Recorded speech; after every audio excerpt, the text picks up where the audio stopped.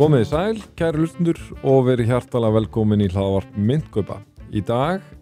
föstudagurinn 17. október 2025 og Bitcoin í $105.465 og hjá mér sestur Björn Harðarsson. Vertu blessaður, Björn. Blessaður. Þetta verður svolítið kræfandi þáttur. Margt búið að gerast frá því að við spjöllum síðan saman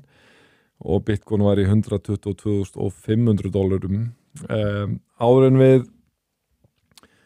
en við rekjum þessa atburði alla og ég myndi vilja gera í svona ákveðin tímalínu. Já. Að þá finnum maður að það ákveðin orka núna í kryptó og ég fann það að því að við erum nú gaman að segja frá því, byrjar að stunda líkansrækt fyrir allar aldir, erum búin að mæta hérna núna klukkan 6 alla virka daga í Laugar. Nefnarendar í dag, þá var einn í þessu þríeiki okkar sem komst ekki, þannig að við ákváðum að hvíla, en ég mætti enga síður aðeins seinna, ég var mættur eitthvað 8 og venjulega þegar maður fer í Laugar þá bara maður eðlilega bara látin í hérna friði nema ég var bara klæddur eins og ég núna sko og hérna þegar ég var að fara í spaðið þá segir einhver svona í gríni, hvað hefur þú ennþá efna á að það er í spaðinu í öllu þessu droppi og ég svona bara hlæði það að mér og svo mæti ég í klefan og þar ég líka að tala við mann kryptó og hann að spyrja út í þetta drop og þetta svona og hérna var svona bara frekar casual tal. Svo í ræktinni var líka hérna svona kryptó samræður við fólk sem ég þekkti ekki sko og í spaðinu sjálfu og svo hérna þegar ég var að fara út að þá segir maður svona við mig bara ég að labba og hann horfir bara á mig og segir hvað, 104.000 segir hann og ég þá nýverið að tjekka á hérna genginu fyrir utan klefan og sá það rétt tæplega 104.000 og ég svona já, ég svona, og ég skynjaði alveg á stemmingunni á þessu manni, þetta gerir þá fyrir hann hafi verið Bitcoinir, mér það eiginlega hlýtur að vera annars væri hann ekki með þetta akkurat að Bitcoin væri 104.000 sko og hérna og svona væpið sem ég fekk var þetta aldrei svona, jú, hann var alveg bara still going strong sko en samt svona ok, þetta orðið svolítið hressilegt drop sko og svo var ég svona, fekk ég með collab og hérna og var svona þess að bara melta alla þessa orku sko og þá svona spurði ég mig sko meðan ég var að labba út í bíl sko bara þú veist ok, 104 hvað ef þetta hefði verið 74.000 skilur það hefur ráðust á nei þú veist, fattar hver var það hvernig hefði orkan þá verið sko og það líka önnum pæling í þessu sko að nú alltaf sagt þeir sem búin að vera í kryptó að þekkja það að það svona setning sem sögð í kryptó þegar þú ert farin að lendi í því að fólk farið að stoppa þig og tala kryptó við þig þá tíminn til koma að selja en venjulega það fyrir bara jákvæð þannig bara verið eitthvað að skjóta á þig já, einmitt það var spurning og þá tíminn til koma að kaupa já, einmitt að hérna og svo var þetta svona, fekk ég svona smá moment í bílnum sko að hérna, ég hugsaði svona ég þarf aðeins að svona peppa mig upp fyrir þetta hlaðvarp, taka aðeins hausinn svona af þessum lækkunum og svona peppa með þessu upp og alltaf hérna ræsi bílinn og alltaf setja okkar Elvis-lag eins og Suspicious Minds eða eitthvað, nema þá playlist í gangi og það var að byrja lag með Beatlunum Let It Be og ég tók bara skilabónum sem felst í nafnulaginu bara ég ætla ekki að fikta í play, ég ætla bara Let It Be og hlusta á þetta lag Skættur að hugsa út frá stakkinu þín líka Let It Be já, bara öllu leiti sko, magnað lag þú veist When I find myself in times of trouble Mother Mary comes to me speaking words of wisdom, let it be og og ég hlustaði svona svolítið á þetta lag og það kom svona til mín, ok, ég veit ekki hvað í gangi núna, ég veit ekki hvort það sé komin bear market eða ekki, við ætlum að ræða það í þessu hlaðvarpi, en ég fann það bara, kom til mín svona sterkt bara, herru, ég trúi á þetta og ég trúi að þetta sé eitthvað gott og eitthvað fallegt og sérstaklega Bitcoin en líka bara þessi tækni í hérna víðari skilningi, þetta kryptó og meðal annars líka bara komið til minni að það var ekki til miklu umhugsunar spjallið við Bergþór Másson sko, og þá er ég byrjað að pæla hans meir í orkunni og þeir eru að, þú veist, ég kommenta nú aldrei á þess að þræði eins og fjármálatips og þetta, en maður svona fylgist með orkunni í fólki og flesti sem að tala fyrir þessu eru með svona góða orku eins og þú séð hérna kannski að kom hana þetta myndband frá hana Bitcoin setrinu, þar sem hann Eiríkur Ingi Magnússon mann hérna rétt var að tala þetta, þú veist, þetta er bara fólk bara svona putting themselves out there, skilur bara, hei, ég trú á þetta og hérna, hér er ástæðan fyrir ég trú á það, svona einlægt fólk að bara svona, þú veist, tjá sig með rökum, með heimavinnu og einmitt af einlægni og ég bara svona jákvæð orkar, svo sér það hlið sem er að tala þetta niður, þetta er svona fólki sem þeir eitthvað, þú veist, vill tala okkur einlægnum Bitcoin, setur hláturskallana á, skiluru, það er því svona niðurifs orka. Þannig ég bara er komin alltaf á vagnin sem Bergþór Másson er á, að bara navigata eftir orku. En ok, hann er allavega, skilabóðin sem ég fekk úr lagi í bílnum var bara, heyrðu, hvað sem er að fara að gerast, þá eru við bara að fara að standa keikir og, þú veist, ég er ekkert að fara að læðast með fram veggjum, sko, eða hérna, þú veist, ég ætla bara ef eitthvað er sko vera í enn meiri myndgöfufatnaði og enn meiri hérna, þú veist, representa Bitcoin enn meira ef hérna til þess kemur. En ég nú reyndar tekka fram árum við förum lengra að ég nú ekkert sannfærður að það sé skollin á bear market en við ætlum að ræða það. En kannski, svo sendur nú boltan á þig af því að fyrir utan það að Bitcoin sé í 105.000 og eitthvað $1 núna fór eins og ég allavega sá ég aðeins neða fyrir 104 á hann, Solana var komið í 170 og eitthvað, XRP var komið í 2,2 í Ethereum var ég held ég undir 3,7 en hérna við viljum aðeins bara byrja átt okkur á að hvað gerist föstudaginn 10. október, við tökum upp þetta hlaðvarp í hádeginu og svo kvöldið gerist, já, leyfi ég mér eiginlega bara fullir að þá skellur á bara mesta, þú veist, ég vil ekki nota ódramatísk orð, en mér langar eiginlega að segja bara hryðjuverka hrun á rammyndamörkuðum sem við nokknum að segja. Ef þú kannski rekur þetta aðeins með það er bara út frá hlaðvarpinu, sko, að þú veist, ég hugsaði með þegar þetta byrjaði að gerast, þá hugsaði ég svona, get ímyndað mér að þetta sé svona svipað fyrir, þú veist, þetta er svona eins og erlendur ferðamaður kemur til Íslands, það er gott veður, fer í stuttbuxurnar leikur við og bólinn og hann keyrir út að land svo allt í henni skellur bara á hríð og hann er bara komin í vesen, sko. Veist, þetta var svolítið þannig, veist, maður bara hugsaði betur, við vorum að tala þetta út frá okkur ákveðinu og allt í henni kom bara hríð og við vorum að tala bara, ok, ekki sól og blíða en þú veist, það var ágætis hitastig með október, sko. Já, ekki spurning, sko og hérna, en þetta, já, hvernig það, þú veist, þetta byrjar þetta bara við byrjum bara alveg á byrjuninni, ég meina að þetta byrjar á því að Trump eins og ofta áður hefur áhrif á markaðinn, hann hérna gefur út hann sennilega bara svona einhverjum tíma bara ekkert svo langt eftir að við tökum upp þáttinn, að þá hérna gefur hann út á Truth Social að hann ætlar að setja 100% skatt á hérna toll á Kína. Auðvitað byrjar þetta einhverju leitir fyrir að þetta byrjar eitthvað á þú veist að Kína gefur út eitthvað, þeir ætla að takmarka eitthvað í samtæð við hérna, hvað kallar þetta, Rare Earth Minerals, þannig og svo kemur þetta. Þetta held ég bara allar svona tæknitengda tölvum og eitthvað annað, svona allt hardverið, sko, er bara algjörlega nöðsilegt, sko, þannig að mjög alvarlegt mál ef aðgengja því skerðið, sko. Og þú veist, við getum allavega sagt að það er svona kveikjan á þessu, hvort sem við munum reyna átt okkur á því hvort að það sé allt, að því Trump hefur alveg þarna, þú veist, hann er búin að vera síðustu mánuðina að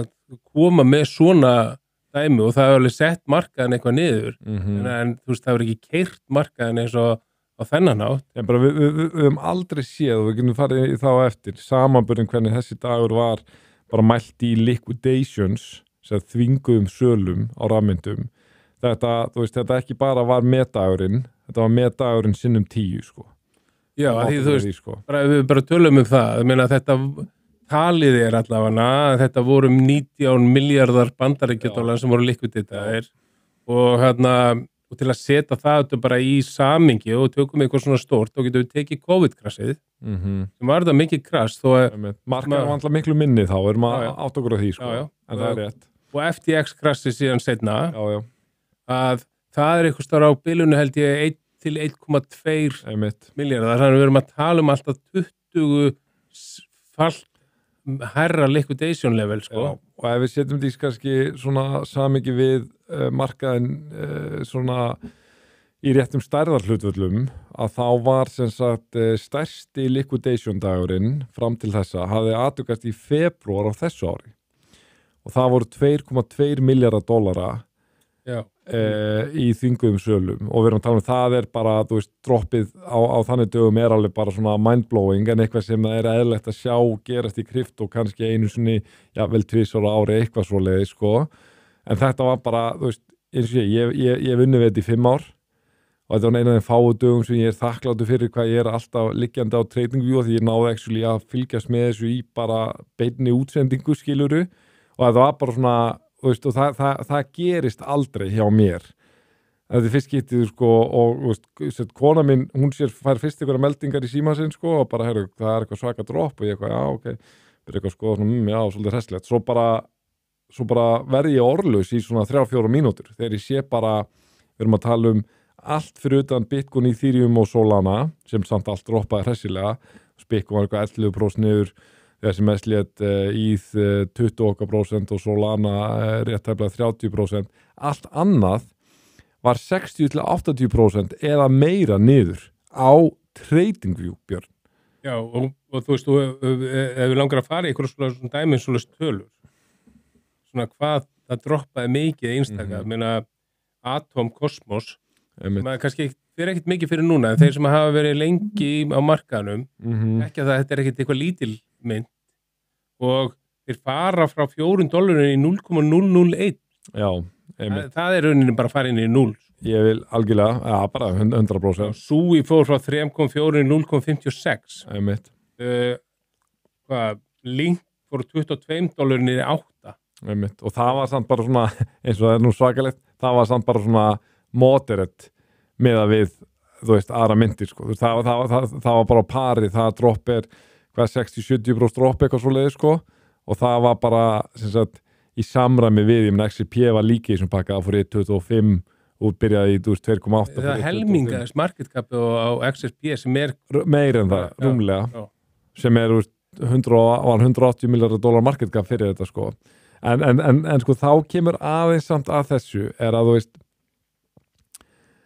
jú, þú getur sagt þetta vissulega, þetta er vissulega staðrend að á þess að Binance Perpetual crossinum, þá fór vissulega Atom niður í 0,001 en við ætlum kannski að fara að séu til það að, þú veist, Atom fór samt aldrei raunverulega í 0, skilur. Þetta verðist verið eitthvað... Það kifti enginn í þessum tölum. Það var ekki hægt einu sinni. Það er nú það sem menn eru margir brjálaðir yfir, er að þeir voru liquidataðir og þeir segja, ok, þú veist, gott og vel, ég fellst á átuna ef ég er að gýra mig að svona getur gerst, en býtu, herruðu, menn sem voru reyna að kaupa rafmyndirnar, þessum gluggaðunum átt okkur af því að bæna sem er eitthvað að tæpilega 400 milljónu ístæfinni, þetta voru hérna einhverjir bara á vaktinni þannig að reyna að kaupa á fullu, það var ekki hægt. Þannig að þá segja menn, býtu, ok, hvernig meikar það sens að ég var liquidataður ef raunverulega var enginn sem gat einu svona keypt á móti? Hvaða viðskipti fóru þá fram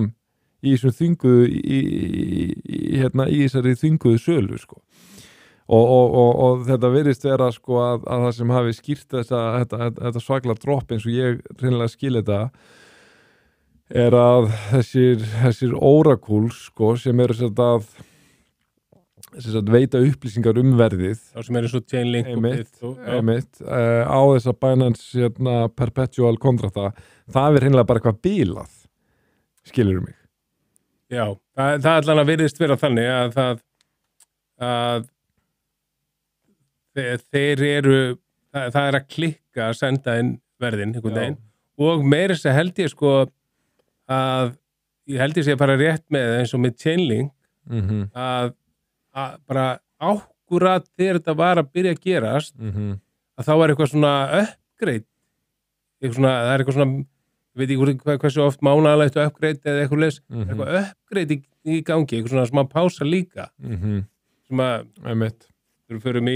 einhverja svona meiri umræðu hvað var maður bakveit og þá hjálpar að manni að hugsa betur er það algjör tilviljun að það er ákvæmt eitthvað svona þessi gangi sko. En minna já, það klikkaði margt meðalans þetta segir. Minna, þetta er bara Chainlink og þetta er alveg nauðsynlegt þetta er þessu rauninni sem maður veitir öllum þessum kauphöllum og öllum þessum þjónustum verð og það klikkaði já og það hoppaði að því þú veist þú varst kannski með stopploss en þeir hafa hoppað í að byrja yfir stopplossi og tók þið niður fyrir neðan sko. Þetta er það sem menn voru að lendi í að þeir eru kannski með gríðarlega mikið kollateral alveg gríðarlega mikið en þeir stóðu eðlilega í þeirri meiningu að sem sagt þeir væru ekki að fara að nokkuð tímann geta lendi í ykkur liquidation event að þeir voru með þessi ábyrgu stopploss til að verja sig gafar því að bara ok, ég get kannski verið með bitcoinu mitt sem eitthvað handveð fyrir einhverjum gýruðum stöðum og það er kannski þannig að ok, ef þú veist, segjum bara XRP fer niður í, þú veist, 2,1 eða eitthvað, þá ertu liquidataður eða 1,8 eða eitthvað, en ég segi bara ok, ég set bara stopploss hérna í, þú veist, 2,45 skiluru, þú veist, svo bara gerir það bara, ég var samt liquidataður, hvernig megar það, þá er eins og þú segir, það var bara hoppað yfir, það fer bara beint úr 2,5 niður í 1,25 líku við, sko, og þú veist, og sko þá ertu bara kliftur út, skiluru, og bara, þetta er ekki, þess vegna eru menn núna alveg brjálaðir og að upplifa bara það að, þú veist, fólk bara kallað þetta var bara eitthvað stærsta rán sem hefur átt í stað í sögu rafmyntamarkaðarins, þú veist, það er fyrst koma tölulega 9,5 miljardar dollara liquidated og það þá þegar voru sláandi tölur af því að það var rúmlega fjórfalt meira heldur en stærsti dagurinn frá upphafi sem var, þú veist, ég man alveg eftir þessum degi í febrúar, hann var hrottalegur en hann var samt svona, hvað ég segja hrottalegur en innan eðlilegra marka sem við maður búast á þessum markaði sem náttúrulega mjög volatile og þá er þetta sérstaklega rafmyntir sko fyrir utan Bitcoin og running 24/7 og mikið af gírun og svo framvegis en þetta var bara eitthvað allt annað konsept sem var vitnaðana og svo berast fréttinar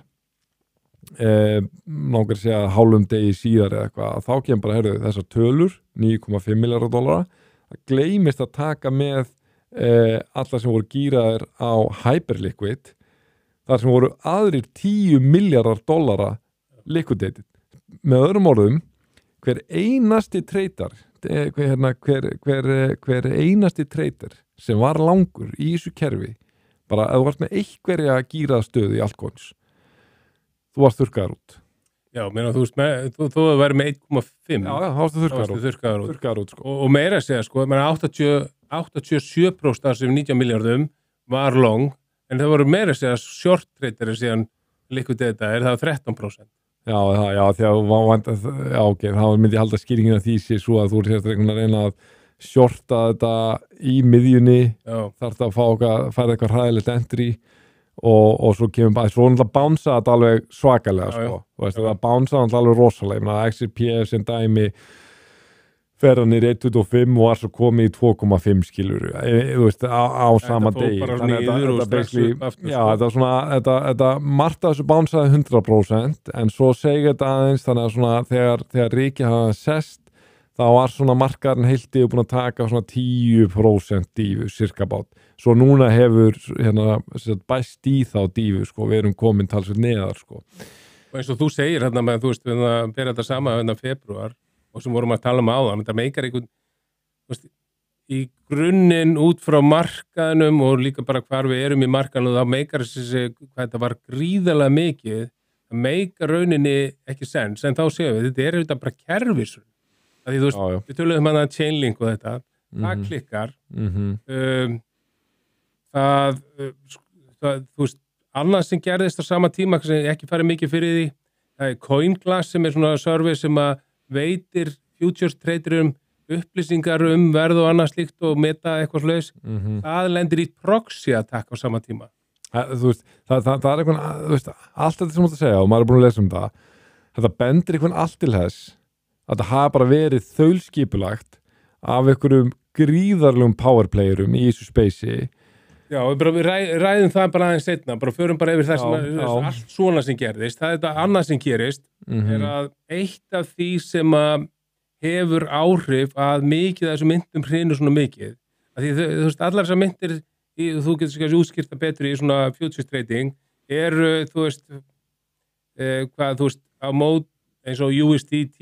Bitcoin. Og það er töluvert líka í USDE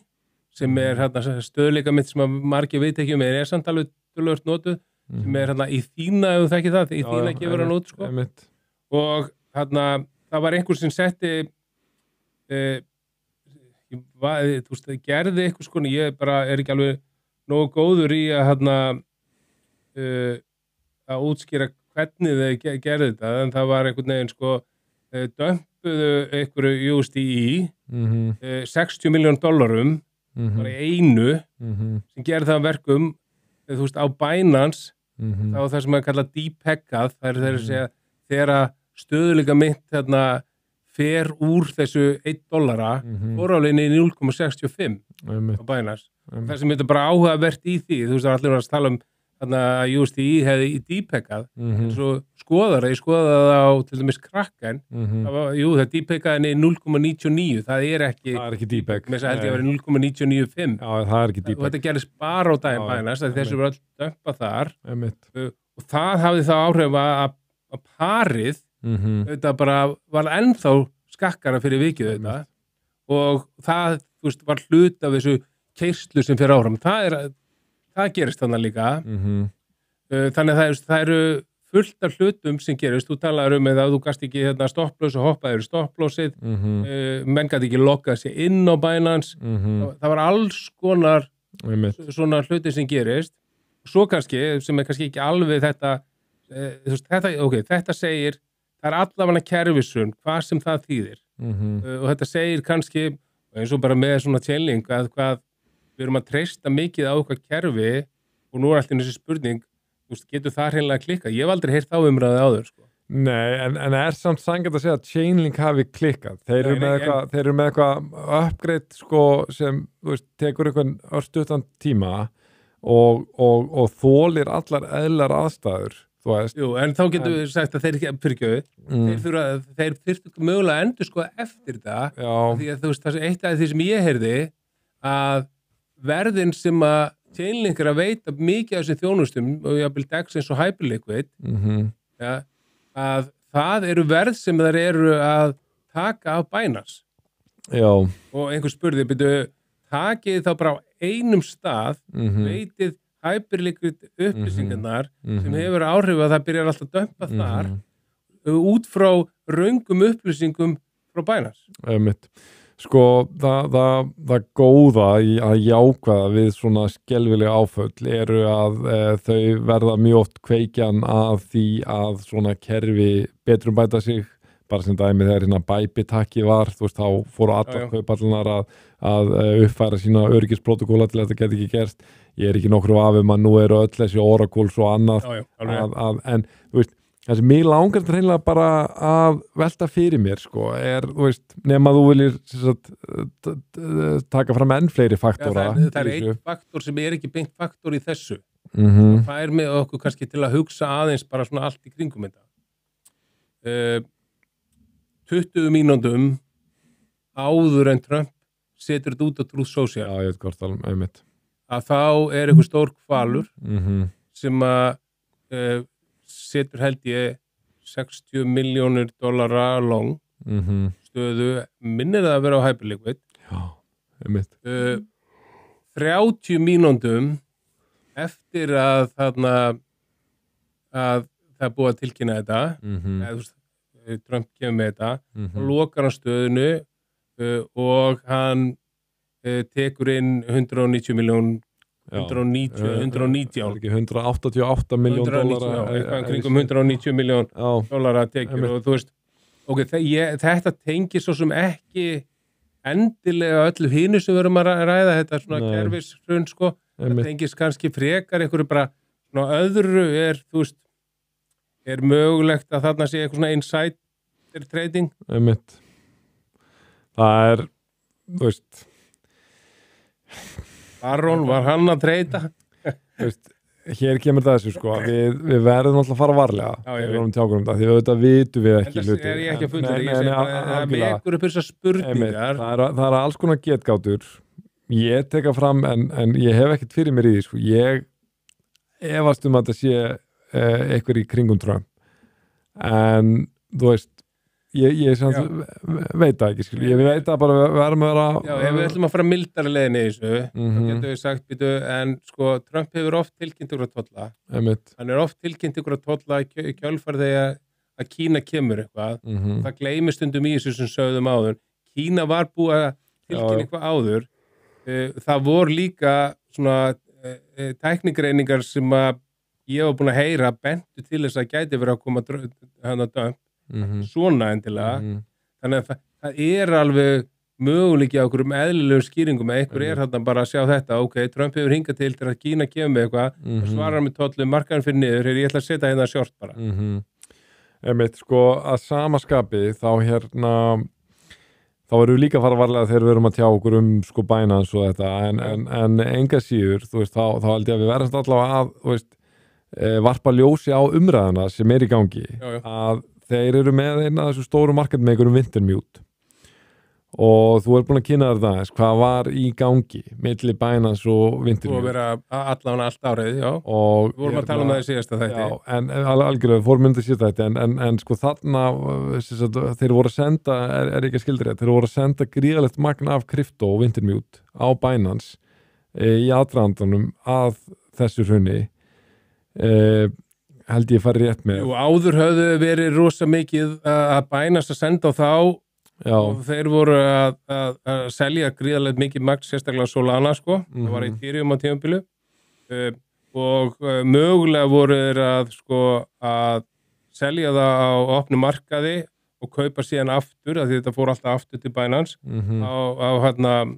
OTC sem hefði ekki þá eins mikil áhrif á verði sko þannig að þar var þessi umræða sem að segir þarna var verið að manipulera markaðin einhver leiti í mörg ár en þú veist það er aðteklisvert að Wintermute lendi eitthvað illa í þessu dömpi held það kom alltaf orðrómur það en ég hef ekki séð neitt en ég held bara að sé orðrómur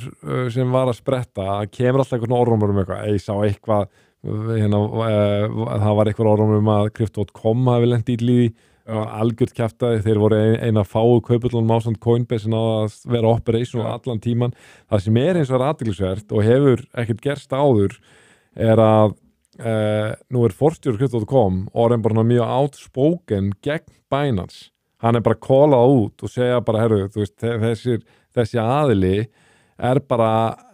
ekki að hafa góðni uppbyggjandi áhrif á hann markað og að kalla eftir einhvers konar skýrar regulation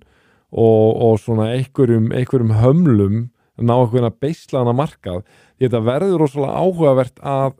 pæla í þessu sko vegna þess að við stöndum fram fyrir ákveðnum tímamótum núna í rammyndum sko sem eitthvað á þessa leið að það þurfa að kljástu spurninguna sko er óheft frelsi endilega rétta leiðin og ég hef bara lært það í lífinu er að svona ofur dogmatískir einstaklingar sem bara hvort sem að sko svona free market economy, eitthvað svona frjálshyggju libertarian views eða tala nú um eða á hinvængin sko eitthvað svona sósíalísk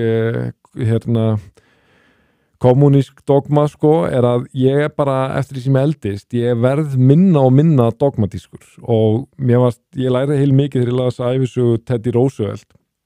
og þetta kann að hljóma út úr en það raunverulega ekki, þetta kemur alveg beintin á að sér að tala er að Teddy Roosevelt sem var forseti Bandaríkjanna 1901-1909 hérna var í republikanafloknum að þetta eitt svona universal í þvert á línunar svona virtasti forseti og hérna viðurkendasti forseti í sögu Bandaríkjanna þráttur hann að vera mjög kontroversial á sínum tíma bæði sko fekk hann mikla gagnrýni frá sínum eigin flokksmönnum og frá demokratunum af því að hann trúði rosalega mikið á kapitalisman og á frjálsíkjuna en hann samt var hann var fórsetin þessi verkalýðsfélögin til dæmis fættust í hans stjórnartíð hann var líka kallað Teddy Trustbuster af því að hann beislaði þessa einókun hjá Rockefeller og Standard Oil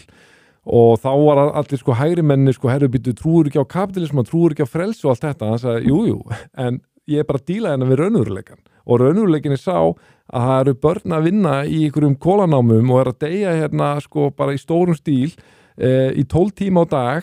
og verkalýðsfélög og hérna vinnulöggjöf hérna lágmarksaldur og hámarksvinnutíma og hérna hollustu hætti á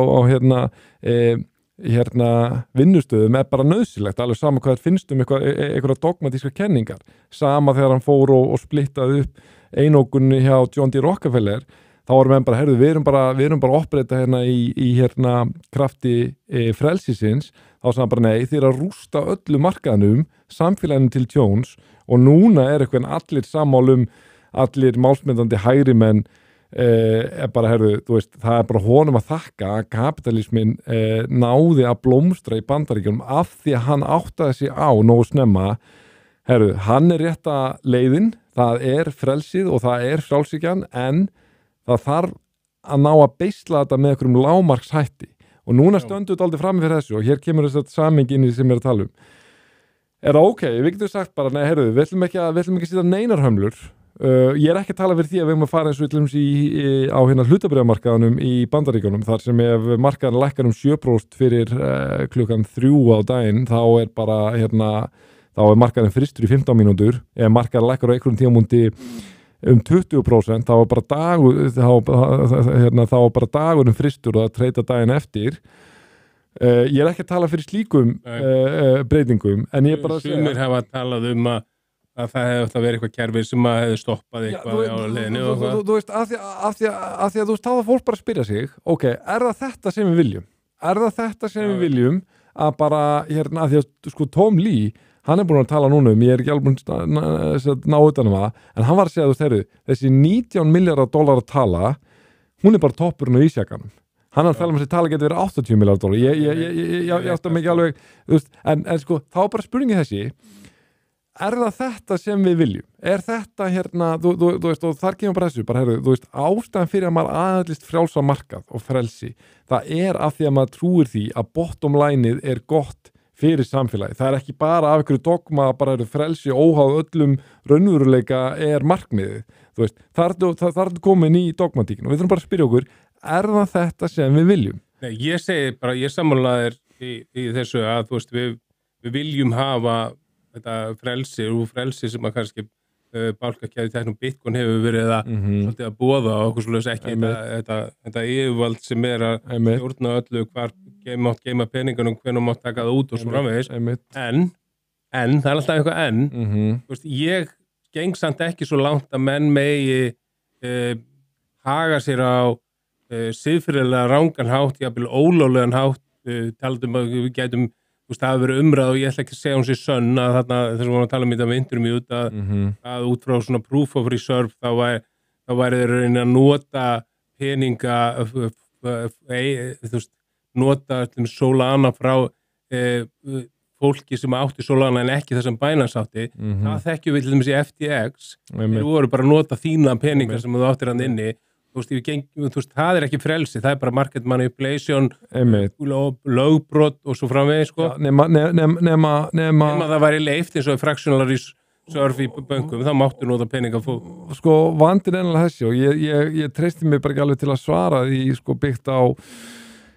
til dæmis hvaða lögsögu Binance heyrir undir og svo framvegis en þú veist, botlan er heldur bara þetta segjum að það sem kom úr krafsinu og nú þetta veit ég ekki þannig að ég tekka fram, ég er ekki að fullið þetta en segjum að kom úr krafsinu að Binance hafi bara leikið stórt hlutverk í þessu þeir hafa bara tekið ákvörðun, við getum bara þurrkað út alla gýrun í kerfinu og sölsað undir okkur allan pening. Og tekið fram, ég ekki að segja að það hefði gerst. En spurningin bara þessi, segjum að það hafi verið það sem gerist og segjum að það séu engin lög eða reglur eða eftirlit eins og sakir standa sem komi í veg fyrir það og þá hægt að segja að það bara frábært, það því bara algjört frelsi. Þá spurningin, það þetta sem við viljum? Það þetta sem við viljum? Þú veist, kannski í einhver svona hóflögu marki að sé einhver lög sem að svona banna einhver svona bæði insider trading og market manipulation að hálfu sterkra aðalega eins og Kauphalla. Þannig að þú veist, menn hafa talað það til dæmis að mögulega ástæði fyrir því að ég bara að segja mögulega, þetta bara einhver kenning sem menn eru meðan úti, að Binance hafa verið í mikið market manipulation og jafnvel fleiri þannig að síðustu mánuði og þá getum við velt fyrir ef þetta eitthvað svoleiðis núna, menn eru að grípa tækifæri áður en lögin verið samþykkt í Bandaríkjunum Clarity Act að því þau gera allan að ráð fyrir því að það verður einhver restriksjón fyrir kaupandar, ekki restriksjón fyrir mig og þeir sem kaupanda, heldur restriksjón fyrir þá sem eru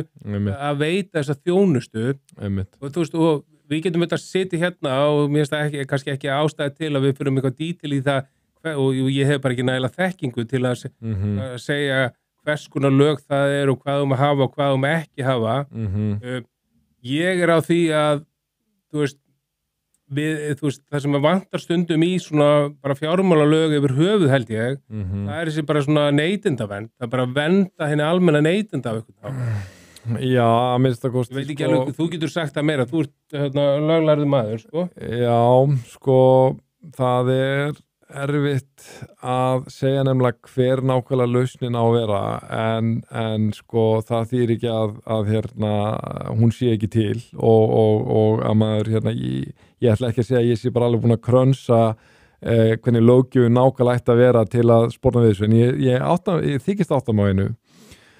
Svo ég vísi aftur Teddy Roosevelt að ég tel mig á ágætistilfinningu hans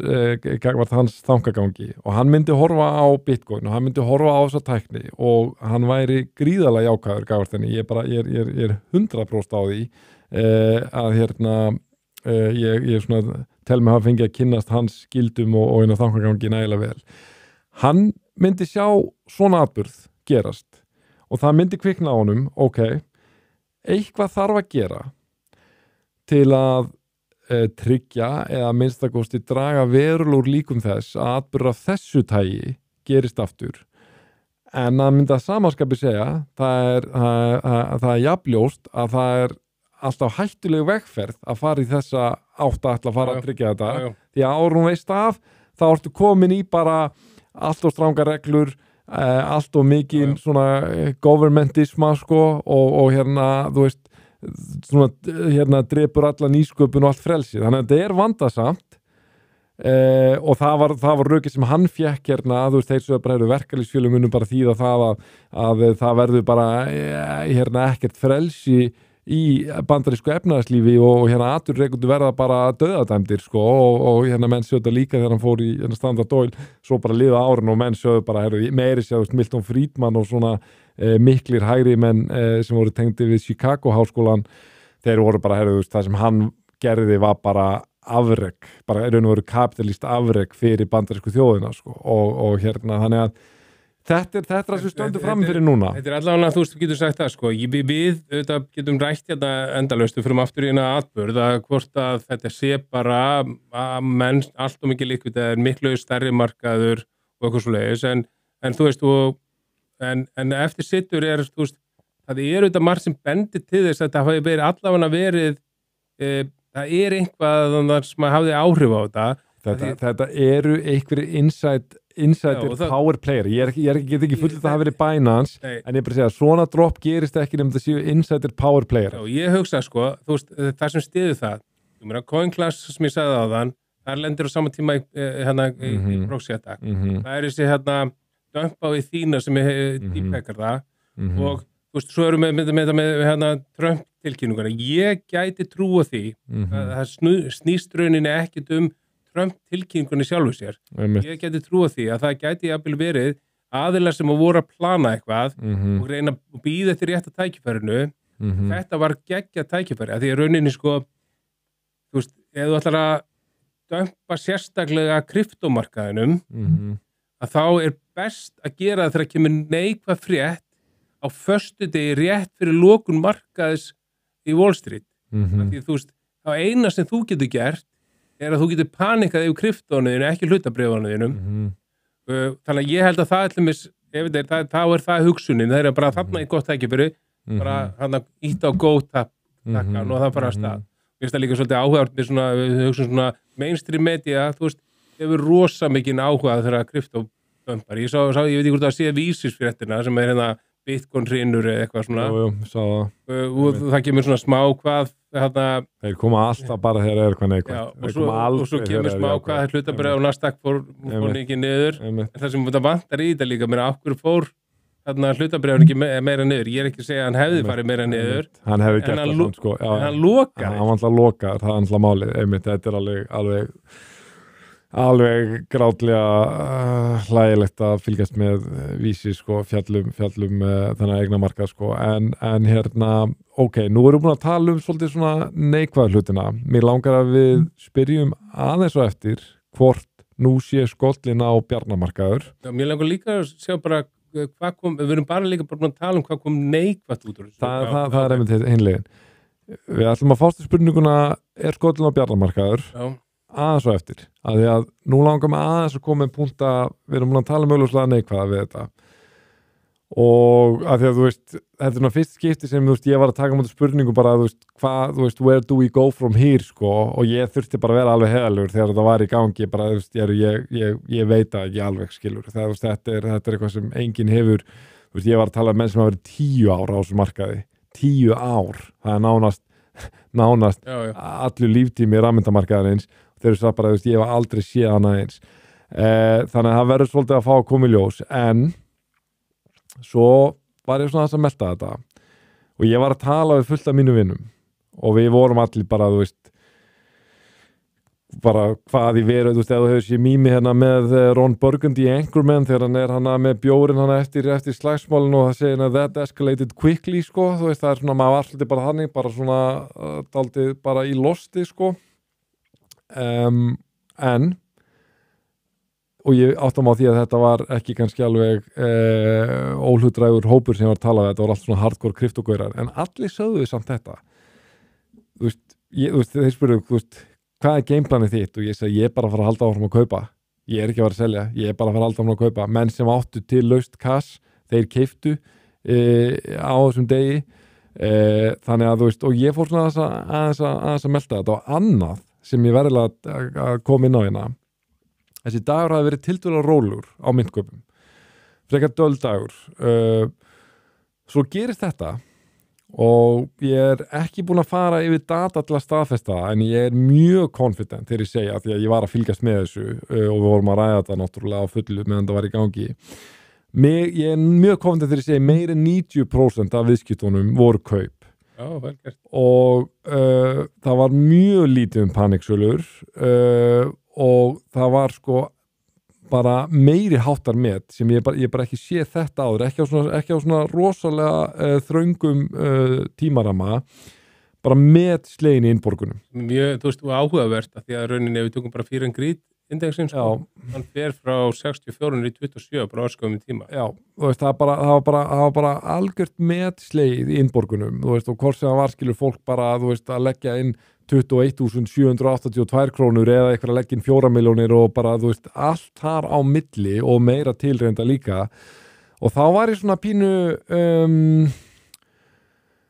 og verandi að ræða við vinni mína sem voru, bara eins og ég og þú að bara horfa upp á bara sparnaða sinn skreppa saman alveg verulega meðan á þessu stóð, sko. Við náttúrulega erum mjög altcoin heavy og svona flestir í krypto eru svolítið mikið altcoin heavy. Bitcoin er ennþá sér þjóðflokkur, skilur, hann náttúrulega finnur ekki nærið eins mikið fyrir þótt að sé ekki gaman, en kannski okkur 10%, bara, ég er 70% niður en skilur eða eitthvað fattaru, en þá fór ég alltaf að hugsa, bara ok, þetta lítur að vera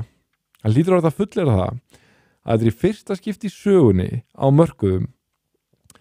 sem það er búin að skapast bara einhver kúltúr sem ég veit ekki hvað, en þú veist að tala að 700 milljónir séu í kryptó, en ég áttum á því að þessi kúltúr á þetta ekki nærið við alla, en að minnstakosti, þetta eru einhverjir 10 milljóna einstaklinga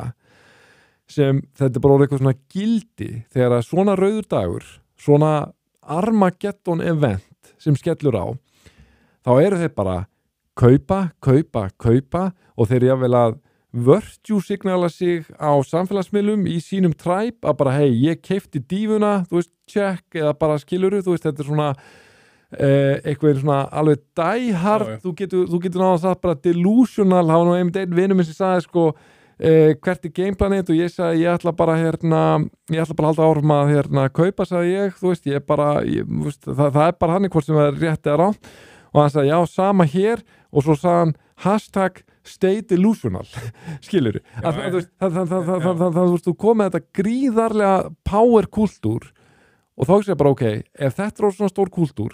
og það skýrir okkur markaðan er svona svaklega þrautsegur og resilient og bánsa svona rætt þú er bara komið kultúr sem bara hann fer inn í öll blóðböð hann selur ekki, hann kaupi bara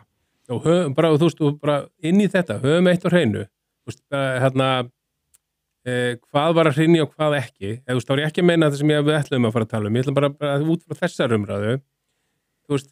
við gætum skipt markaðan í tvert það er þeir sem eru að kaupa og selja bara og það er þeir sem eru að treyta þeir sem eru að gambla að markaðan fara upp og markaðan fara niður það eru þetta þessir aðilar sem að töpuðu gríðarlega þú veist, jú að lækkaði talan á bitcoininu sem þú áttir verðmiðin og en þú varst ekki að tapa bitcoininu og átti jafn mikið bitcoin þegar þetta var búið og maður skoða þá bara svona í heildina meina að þú veist, á þessum tíma þá voru einhver fyrirtæki að grípa tæki fyrir að kaupa ef þú skoðar hverjir síðan seldu eitthvað þá er það rauninni það minnkaði ekki eignastaða long-term holdara á Bitcoin það voru þá short-term holdara sem að panikuði yfir þessu þannig hinn voru jafnvel með bæta við sig það var margt sem benti til þess að mann út af öllu þessu bænastæmi bara fór ég að hætta að treysta kauphöllum og það fór að seljast meira af svona köldum veskjum og eitthvað svo leiði sko en kannski það sem er erfitt fyrir okkur sem að erum ekki bara í Bitcoin það var líka sem margt sem benti til að margir voru að færa sig úr altcoins í kjölfarið og yfir í Bitcoin sem að kannski dregur aðeins úr falli Bitcoins en bara keyrir altcoins ennþá meira niður og mér finnst eitt líka bara skipta máli engin spurning, þetta var gríðarlega mikið fjármagn en sko fólk var ekki að tapa 19 milljónum dollara af því að þú veist þú leggur $1,000 þína inn á Binance og þú ætlar að vera að fara í 20x þú fær $20,000 á móti og þegar likvidate það er svo tala inn í þessu Ertu 100% á því að ég er bara nokkuð vissum að svo tala inn í þessu líka menn hafa verið að segja það allavega en ég held að talan sé ertu vissum það? Veðið sem er liquidatað sko ertu vissum það? Ég heyrði að það væri ég ætla ekki að fara með það þú veist, þetta er þetta kannski sem maður lendir í að mikið að upplýsingu sem hefur maður frá það er náttúrulega til 2 leiðum til að tella þetta skiptir heilmiklu máli ég er ekki með þetta á hreinu okkur núna þetta skiptir heilmiklu máli verðum með þetta á hreinu doppelchecka þetta næsta þátt en ég stóð þeirri meiningu að þetta væri talan sagt, af kollateralinu sem væri liquidatað ekki heildar stöðunni sko. Skoðum þetta svolítið betur að því að þú veist ástæðan fyrir mér fyrst að skipta máli hvað er rétt að svari líka bara þegar við tölum það sem ég var ágjör sérstaklega þú talar það Tom Lee það sé $80 milljónir þú veist, það er svona smá kvíði sem að maður er með gagnvart þessu á eftir að koma eitthvað meira í ljós þú veist, þegar við fórum í bear market síðast ég man ekki hver byrjuði að falla var ekki FTX sem byrjuði að falla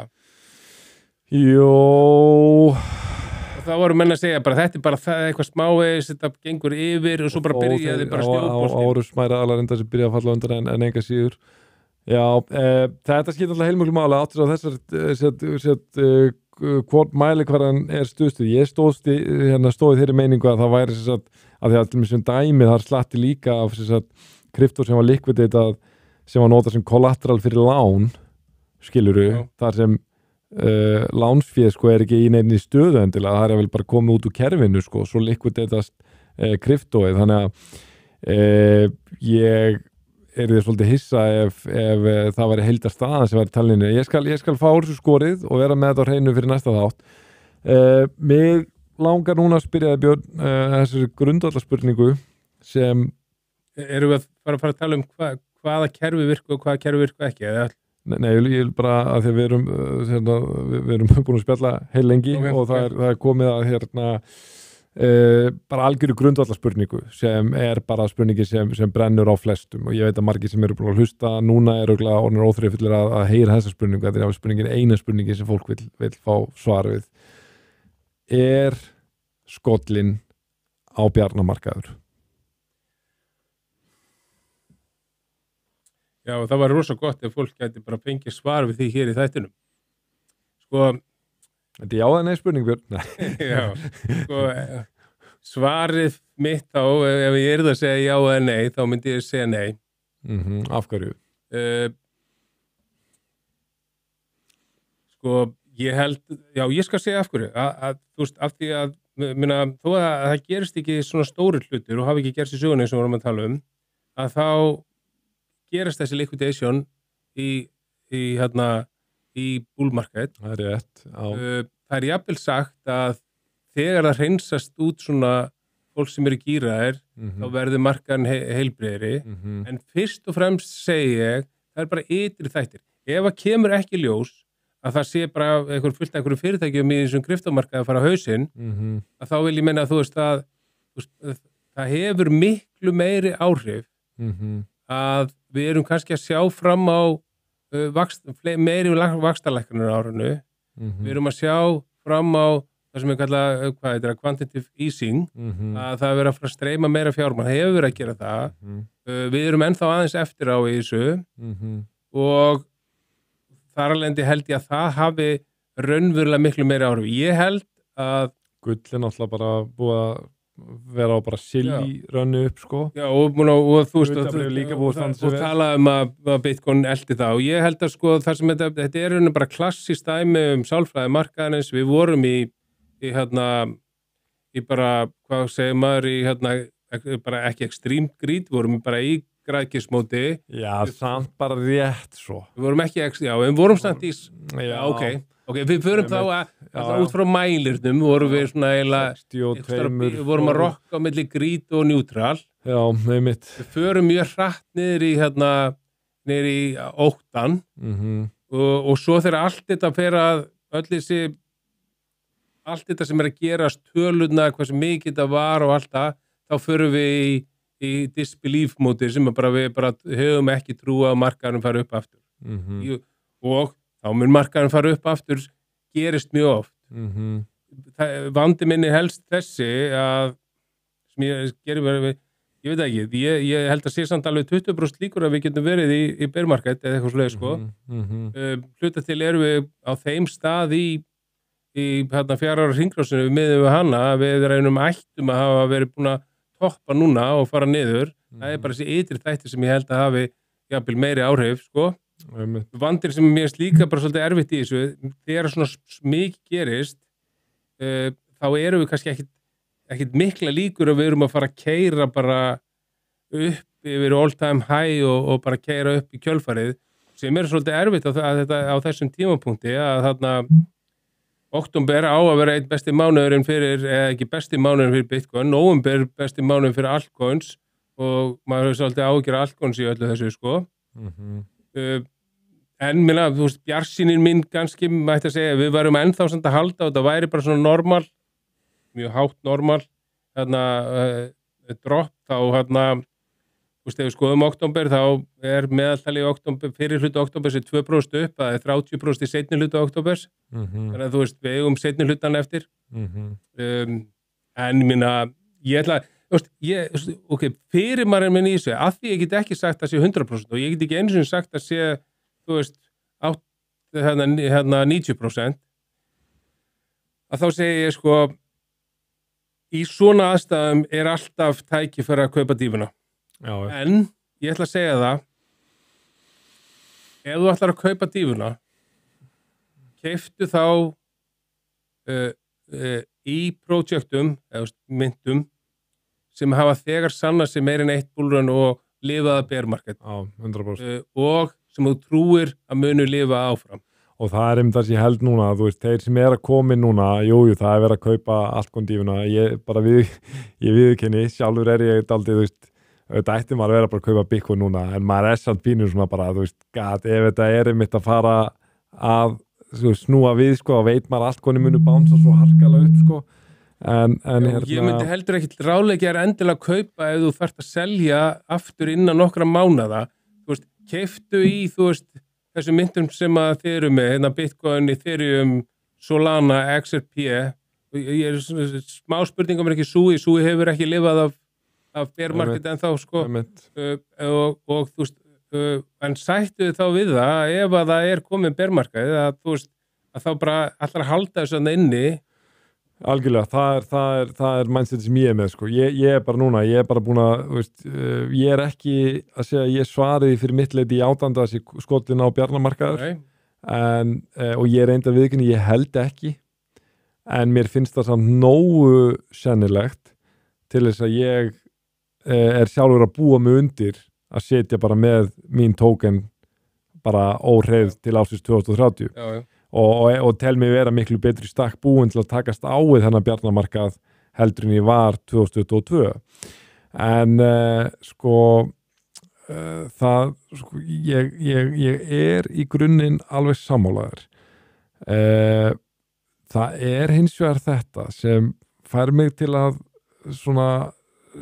vera með ákveðina spurningu sem mér finnst kemur svolítið á óvart hvað eitthvað veginn þú veist, ég er búin að vera alveg svoleiðis innbyrða óvenju mikið magn af kryptó umfjöllun fara frá þetta skalla á. Ég meira og minna bara búin að vera í þessu bara og að fara rektina með þér og mér finnst eitthvað svona eins og menn séu bara ekki að upplifa þetta hrun á föstudaginn hafi verið að sömu stærðagráðu og ég var að upplifa af því að menn tala bara segja með þetta sem þú varst að segja mikið bara almennt þetta oft bara mjög heilbrigt svona meðan við erum að fara að gýra okkur upp í alvöru rally upp á við að reynsa út alla gýrun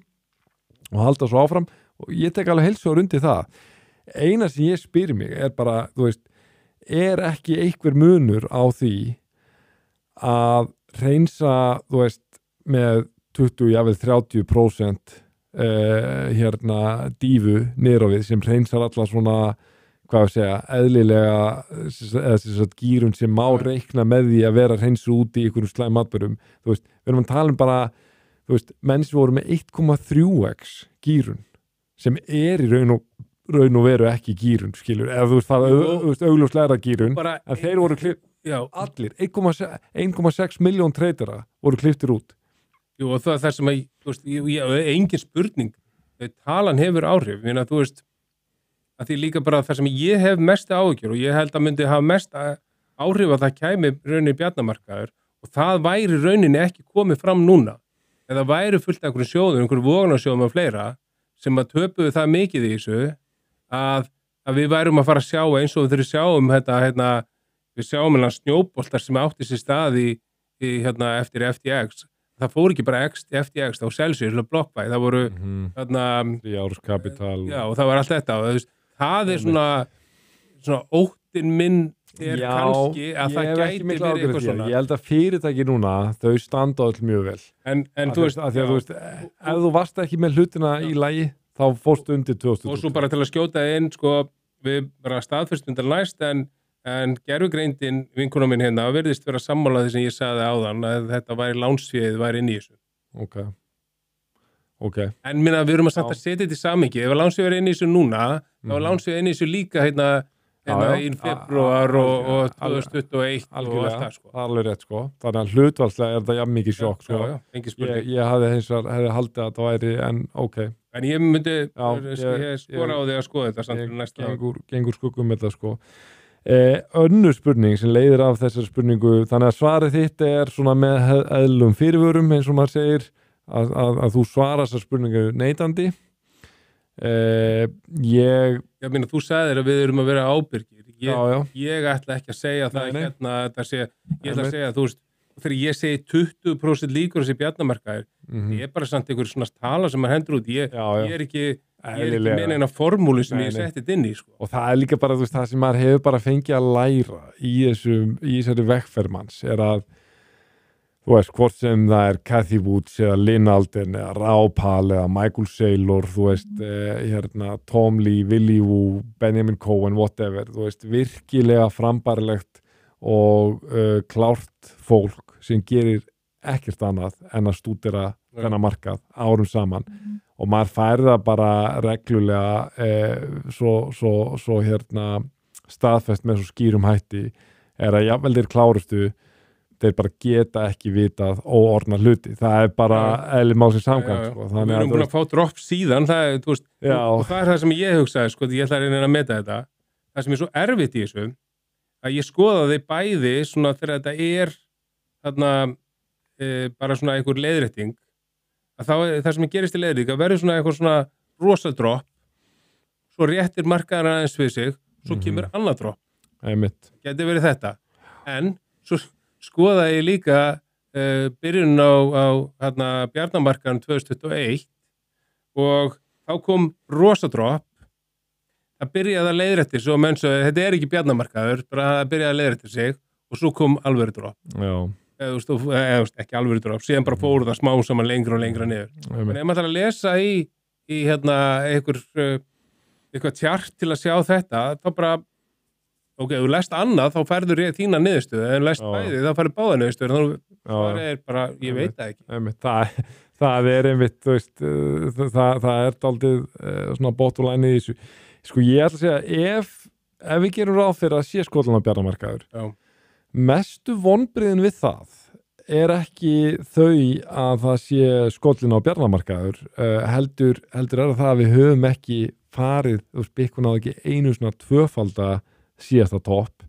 sem var 69.000, við náðum 126.000 núna, þú veist, að við hafum ekki einu sinni náð 140.000, það væri, finnst mér gríðarlega vonbrigði, tala nú ekki með aðra rammyndir sem mjög margar hverjar náðu ekki einu sinni að toppa all-time high í Ethereum eiginlega jafnaða rétt fór yfir það sko, Solana sömulegis rétt fór yfir all-time high 2021. Já, allt flestar aðra myndir við erum hundleiðilegri í þessu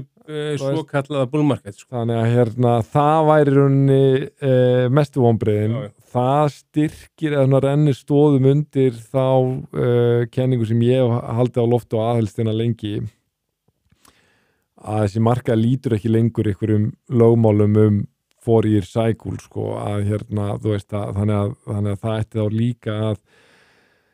fá mann til að draga það ályktun að ef Skotland er á eitthvað tímabundið bear market ástand, það verði ekki, við séum ekki að tala um eitthvað 2 ára bear market og að samanskapi við erum ekki að fara eitthvað massíft niður af því að þú veist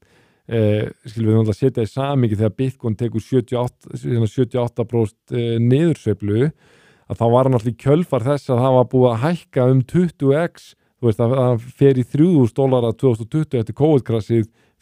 tekur 23x upp í 69.000. Þannig að þá er þetta eðlilegt að taka 78%. En ertu þá að segja að mögulega séum við að sjá fram á það með tölunar í dag og svona verði í dag, að við séum að sjá kannski svona sem við gætum kalla mini-bear-market eins og var fyrir árinu? Þú veist, mér finnst það ekkert útilokað, skilur. En þú veist núna, ef ég á bara algjörlega heiðalegur, að ég hef sjaldan haft jafn litla tilfinningu fyrir markaðanum og akkurat núna. Það er bara, þú veist, og sá sem, þú veist, það er ekkert mál fyrir maður að vera hér og ljúga bara og segja bara, já, þetta kemur ekkert óvart, ég hef búin að vera að sjá þetta fyrir og ég er skilur, þú veist, og þá var maður bara legari, sko, þú veist, það er maður alltaf bara að vera heiðalegur og hérna ég veit að allir sem eru heiðarlegir í þessu þeir eru sama sinnis, það ákvæmt núna bara, þú veist, það voðalega erfitt að vera með eitthvað mjög góða tilfinningu fyrir hvernig markaðari stendur ákvæmt núna. Ég bara þar að ég trú á hana markað og þetta breytir ekki minni framtíðsins, sérstaklega ekki sko, ef við tökum ykkur ár fram í tíman og þá hugsa ég bara ok, ef ég get fengið þessar eignir á betra verði, þá ég bara, þú veist, hérna, þannig að þú veist, ég ekki að vera að selja myntina mínar og ég bara að fara að kaupa meira af þeim. Þú eru lánum með penning. Við getum rættið það eftir. En ok, sko, þetta búið að vera ég segi ekki skemmtilegt spjall, en þetta búið að vera nauðsynlegt spjall, áhugaverð spjall og það fær mig til að muna og færa spjallið yfir í léttari hjal. Já. Því að það hafði maður samband við mig, ungu maður út í bæ sem mikill bitcoinari og mikill myntkupari og dyggur hlustandi þessar hlaðvarps, hlustar okkar einasta þátt segir hann, heitir Mikael Maron og hann með rekur fyrirtækið Happatreyjur og honum hérna, já, ekki spurning. Mér langar alltaf að kaupa þegar ég sé þetta. Já, það ekki af góðu sprotti að hann hafði samband við mig, að honum var að fara að sko blöskra svo vanrækslaðinn á hefðinni að koma með treyjur, að hann fann sér knúin til þess að skerast í leikinn. Ég bara tekið á mig sko. Og hérna ég með frá honum 2 Happatreyjur og ég tek hérna XL af því að ég gerir á fyrir að það sé enda mér. Þú ert með large og þetta þetta konsept að maður getur keypt þetta í mörgum verslunum og líka bara beint á netinu hjá honum og hann sett að gefa okkur þetta og maður veit ekkert hvaða treyja í þessu og ég veit ekki með það, mér langar bara að opna þetta hérna. Ég ætla að segja eitt hérna á staðnum að það svo treyja sem kemur, hún gefur ykkur að vísbendingu hvert markaðurinn að fara út frá stöðu liðsins í deildinni, getur það ekki verið bara? Ég ætla ekki að fallast á það, en ég er mjög spenntur að sjá hvað þetta Já, það byrja þér, þú svo fljótur. Já, byrjum bara mér. Hvað erum við að tala hérna?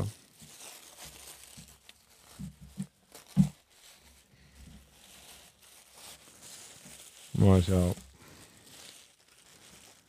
Er það Juventus eða West Brom? Nei, þetta miklu öflugri klúbbur en það. Þetta ekkert annað en Watford sem spila í, hvað það, Champions League þeir eru ekki í úrvalsdeildinni eða? Ég er ekki nógu mikið inn í enska boltan núna. Þú átt að vera, þeir eru ekki í úrvalsdeildinni. Hérna veit tæknimaðurinn þetta? Watford, þeir eru aldrei í Champions League. Já, Champions League. Nei, það er óþarri. Ég ætla að spá fyrir markaðum. Nei, það meikar ekki segja. Það geggjað. Þetta geggjað. Má ég sjá hvað þú veist?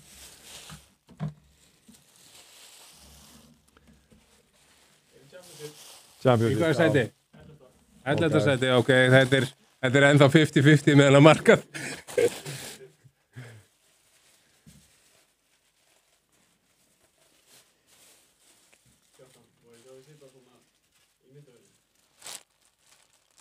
Svona, já. Hvað þú með? Já, það bara ekki komið í ljós, Kjartan. Nei. Þetta svona eins og jólánum. Þú bara, ég alveg upp að maður opnar hægt og dregur þetta fram með miðna. Það ég ekki. En mér sýnist með Það þú lítur allavega. Já. Er ekki? Já. Þetta bara... Þetta með París? Já, við erum að fara upp. Ok. Ja, París. Já. Þetta í toppsæti. Þetta Varatreyjan. Besta liði heimi. Er þetta ekki Varatreyjan? Nei, þetta Championship treyjan. Nei, annarkvort. Ég vissi ekki að þeir var með Michael Jordan merkið. Mikið finnst með áhugavert með fótboltaklúbb. En já, þetta þetta geggjað. Ég bara þakkláttur fyrir þetta. Ég mikill treyjumar. Ég mæti á mánudaginn hérna í ræktina í þessu sko. Já. Þú allavega verður að hugsa 2 að þú mætir í myndkúpstreyjunni á næsta æfingu því að það svo mikið áreiti í gangi. Já, en ég ætla bara að vekja athygli því að þetta samt þráttur í þetta, þá leysir þetta því ekki undan skildum hefðarinnar. Hvað, má ég koma þá með það næst, eða? Já, Já. þá kemur við hana. Herðu, ok, það gaman frá því að segja að ég þarf ekki að bíða fram til næsta föstudag, þar til ég sé þið næst, því að við erum bara að vera sjást klukkan 6 á mánudags morgun. Já. En hlustendur þurfa að bíða eftir okkur þangað til. Já, þessi í þáttur viku. kemur út á morgun og þurfa að það bíða er líka eitt af lókum sem ég vil segja, er að hérna af því að þú nefndir það og það var líka einhverju sem sögðu mig að bara, þið voru að koma út með þátt bara núna. Já, við höfum lent í þessu einu sinni áður og ég hef lent í þessu aftur núna. Já, og þetta vakti mig aldrei umhugsunar því að ég skil alveg og ég við ekki, ég íhugaði það að koma eitthvað neðan þátt, svo ég segði bara nei og það var tvennt sem gera verkum að ég vildi ekki gera. Fyrsta lagi þá sagði ég bara sjálfur, ég þarf bara lengri tíma til að ná utanum þetta og Ríki hefur ekki alveg sest til að bara ná utanum öll málshátík og svo hef ég bara lært það í lífinu, læra mikið á mínum stuttaferli sem lögmaður að maður á ekki að vannmeta það sem gerir þegar maður meldir aðeins einhver mál sko, að þá bara svolítið svona liggjaði og sefur einmitt á þeim, maður ástæður að tala um að sofa á okkur, þá bara færði þetta svona skýrar í kollin hvernig landi liggur. Líka það, Björn,